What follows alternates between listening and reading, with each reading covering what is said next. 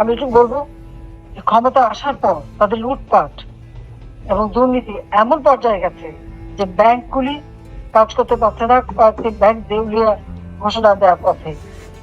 হাজার হাজার কোটি টাকা ছাপাচ্ছে, এটা ঠিক, টাকা ছাপিয়ে ছাপিয়ে টাকা দিচ্ছে, কিন্তু তাতে মানুষের কোনো উপকার হচ্ছে না। চাল, ডাল, তেল, নুন, এমনকি মরিচ, পেঁয়াজ, ডিম, মুরগি, মাংস সবকিছুর দাম বেড়ে গেছে। মানুষের, সাধারণ মানুষের ক্রয় ক্ষমতার বাইরে, মানুষ কিনতে পারছে না। কারণ একটা গ্রামের থেকে আমাকে ফোন করছে যে 1 কেজি ঢেঁড়স কিনতে হয়েছে তাকে 140 টাকা দিয়ে, আলু 80 টাকা, চাল সেগুলো একটা মোটা চাল যেটা, সেটাও 80 টাকা, 70-80 টাকার উপরে। এভাবে প্রত্যেকটা জিনিস দাম সাধারণ মানুষের ক্রয় ক্ষমতার বাইরে চলে গেছে। আমরা 1 কোটি মানুষের জন্য পরিবার, 1 কোটি পরিবারকে পারিবারিক কার্ড দিয়েছিলাম টিসিবি কর্তৃক।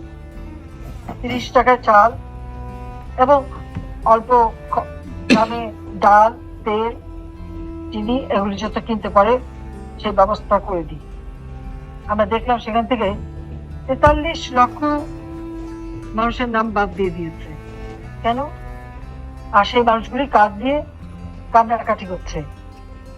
তারা কি মানুষ না? তাদের কি কিনে খেতে হবে না?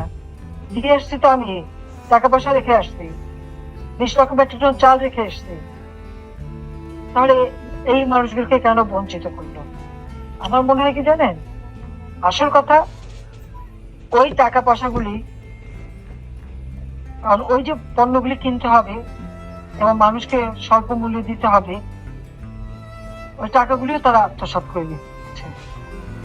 গরিবের টাকা খাওয়া, এটা তো আমাদের ইউনূস সাহেবের কাজই, ক্ষুদ্র ঋণের নামে গরিবকে শোষণ করা।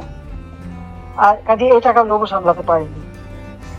সেই সাথে বয়স্ক ভাতা, বিধবা ভাতা, প্রতিবন্ধী ভাতা, মুক্তিযোদ্ধাদের ভাতা, এমনকি ছাত্রবৃত্তি, উপবৃত্তি সব বন্ধ। তাহলে সেই টাকাগুলি যাচ্ছে কোথায়? আমি তো বাজেট দিয়ে এসেছি 7 লক্ষ কোটি টাকার কাছাকাছি, 97,000 কোটি টাকার বাজেট, 8 লক্ষ কোটি টাকার বাজেট। এত টাকা তাহলে গেল কোথায় সব? এই জবাবদিহিতা তাকে মানুষের কাছে করতে হবে।